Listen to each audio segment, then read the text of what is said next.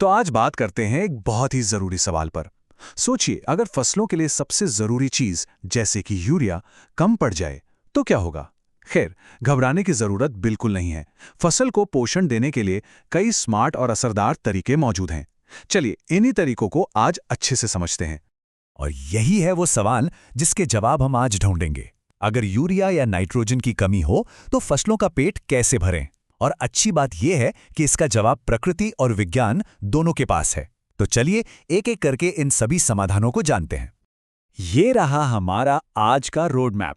पहले हम समझेंगे कि असल में चुनौती क्या है, और फिर देखेंगे कुछ बेहतरीन उपाय, जैसे कि हरी खाद, यूरिया स्प्रे, बायो फर्टिलाइजर्स और हाँ, फसल का सही चुनाव कैसे मदद कर सकता है।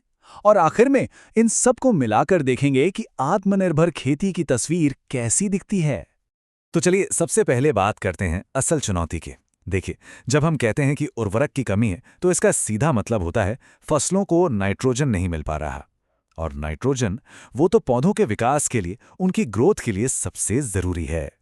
अब ये कमी कितनी बड़ी हो सकती है, इसका अंदाजा इस नंबर से लगाइए। धान और मक्का जैसी जो हमारी मुख्य फसलें हैं ना, उन्हें हर हेक्टेयर में करीब 100 से 120 किलो नाइट्रोजन चाहिए होता है।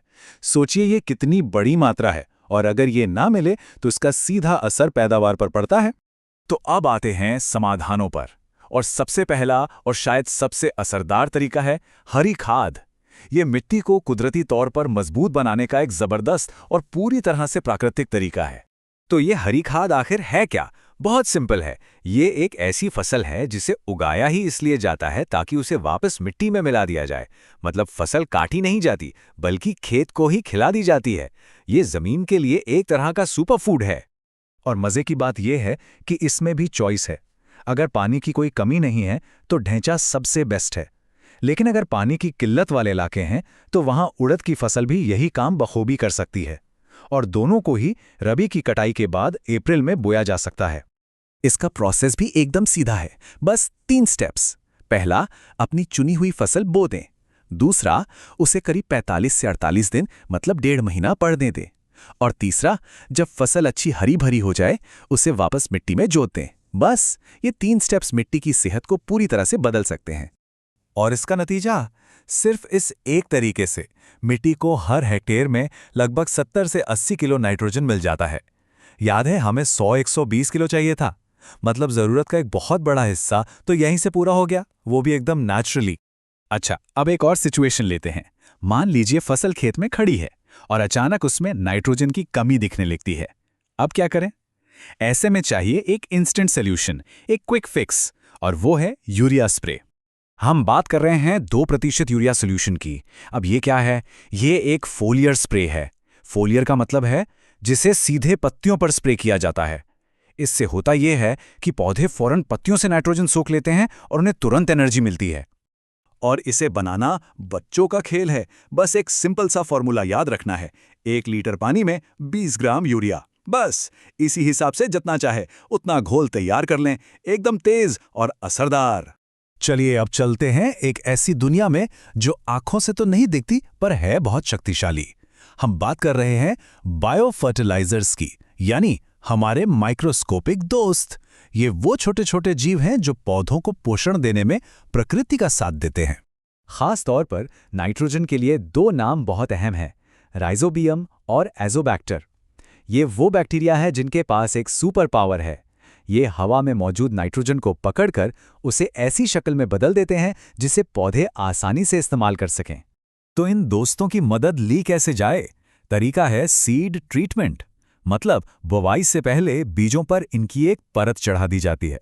और मकसद एकदम साफ है, केमिकल फर्टिलाइजर्स पर हमारी निर्भरता को कम करना। ठीक है, अब आते हैं हमारे अगले उपाय पर, जो कि एक बहुत ही स्मार्ट मूव है, सही फसल का चुनाव। कभी कभी सबसे अच्छा हल सबसे सिंपल होता है ना। ये सब प्लानिंग का खेल है।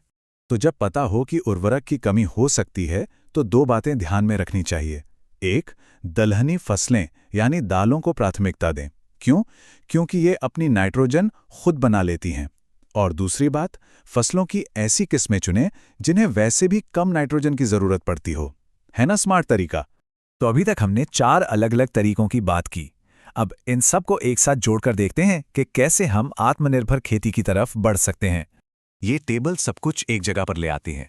देखिए, बुआई से पहले मिट्टी तैयार करनी है तो हरी खाद है। फसल खड़ी है और तुरंत मदद चाहिए तो 2% यूरिया स्प्रे है।